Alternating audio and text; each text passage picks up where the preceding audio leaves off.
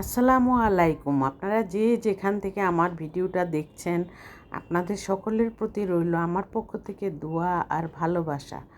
আজকে আমি তেহারির সাথে চিকেন ফ্রাই রান্না করেছি। আর এই তেহারিটা কিভাবে রান্না করলাম সেই সবটুকু আপনাদের সামনে তুলে ধরবো। আর আমার ভিডিওটা যদি আপনাদের কাছে একটু হলেও ভালো লেগে থাকে তাহলে অবশ্যই একটি লাইক দিয়ে কন্টিনিউ করুন। সাবস্ক্রাইব করে অল বাটনে প্রেস করে রাখবেন। যারা অলরেডি করেছেন তাদেরকে জানাই অসংখ্য অসংখ্য ধন্যবাদ।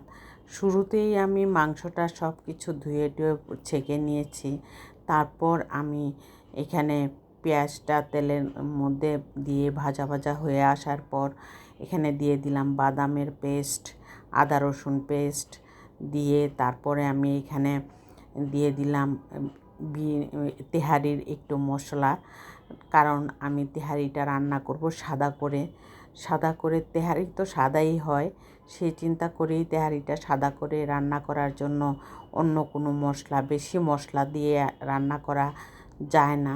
সাদা তেহারিতে কম মশলা থাকলেই খুবই টেস্ট হয়, খুবই মজা হয়। আর এদিকে আমি আলুটা সিদ্ধ করে নিয়েছি। এখন ছিলে আমি সব কিছু রেডি করে নিব। আলুটা ছিলে নেওয়ার পর আমি তেলের মধ্যে ভেজে নিব। তেলের মধ্যে দিয়ে আমি একটু কালারটা চেঞ্জ হওয়ার জন্য শুধু একটু লাল মরিচের গুঁড়া আর একটু লবণ দিয়ে ভেজে নিব। আর যাতে কালারটা শুধু একটু কালারফুল আসে সেই চিন্তা করে এইভাবে আমি আলুটা মচমচা করে ভেজে নিব, যাতে তেহারিতে আমি দিলে খেতে খুব ভালো লাগে। আর সেই তেহারির মাংসটা আমি মাঝে মাঝে নাড়াচাড়া করে দিচ্ছি। আর এখানে কিন্তু আমি পাউডার দুধও দিয়েছি। পাউডার দুধ দিয়েছি প্রায় হাফ কাপের মতো দিয়ে তারপর আমি কিন্তু এখানে লেবুও চিপে দিয়েছি যাতে মাখা মাখা হয়ে থাকে মাংসটা। এখন মাংসটা প্রায় হয়ে গিয়েছে। সেই চিন্তা করে আরেক চুলায় আমি পোলার চালটা ভেজে নিচ্ছি। পোলার চালটা ভেজে নেওয়ার জন্য একদম অল্প একটু ঘিয়ের মধ্যে পেঁয়াজ দিয়ে চালটা ভাজা ভাজা হয়ে আসার পর আর দিয়ে দিলাম এখানে মাংসটা। একসাথে মাখা দিয়ে রান্না করলে খুবই টেস্ট হয়, সব মশলাটা পুরা পোলার চালের মধ্যে মিলেমিশে যায়। আর সেই জন্য কিন্তু তেহারি রান্নাটা এভাবেই করা হয়। আর এইভাবে করা হলে কিন্তু টেস্টও অনেক ভালো আসে। এবং ঘিটা আমি দিয়ে দিলাম এখন, কারণ ঘিটা এখন না দিলে শেষে দিয়ে যদি দেওয়া হয় তখন মনে হবে এক সাইডে ঘিয়ের ঘ্রাণ আসছে আরেক সাইডে ঘিয়ের ঘ্রাণ আসে না। আর সেই চিন্তা করে কিন্তু ঘিটা এভাবে দিয়ে আমি একবারে আলু দিয়ে মাখা তারপর আমার তেহারিটা প্রায় হয়ে যাওয়ার পথে, একদম আরেকটু বসিয়ে রাখলে কিছুক্ষণ তারপরে নামিয়ে নিব।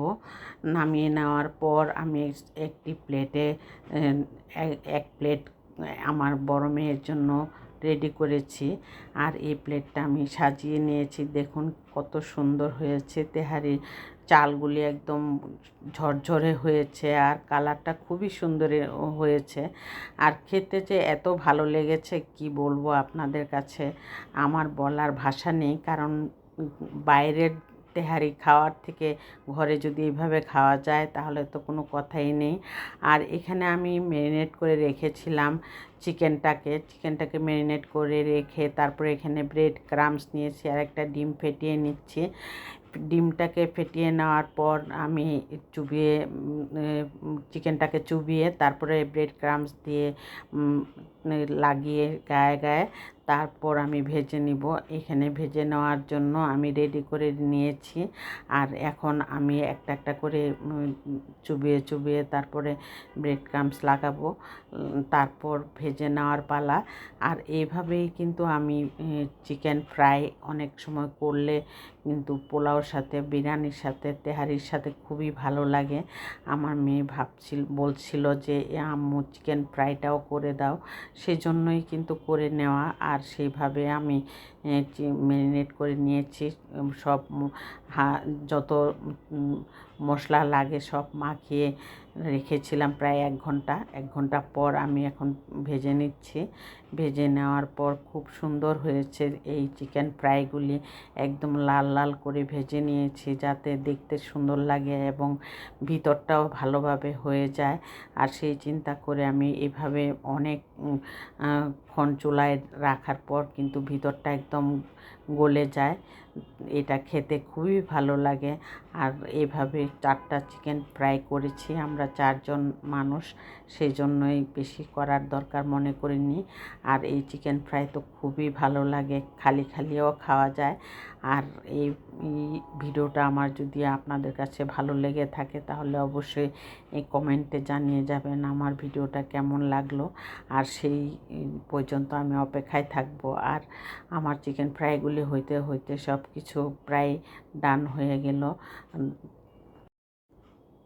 এখন চিকেন ফ্রাইগুলি দেখুন কত সুন্দর হয়েছে। আমার একটা প্লেটে নিয়ে নিলাম, একদম লাল লাল করে ভেজে নিয়েছি। আর খেতে খুবই অসাধারণ লেগেছে এই চিকেন ফ্রাইগুলি। আর আজকে দিনের জন্য এই চিকেন ফ্রাই আর তেহারি দিয়ে আমাদের দিনটা ভালোই কেটেছে। আর সন্ধ্যা হলে আবার নতুন কিছু করতে হবে। এই পর্যন্ত।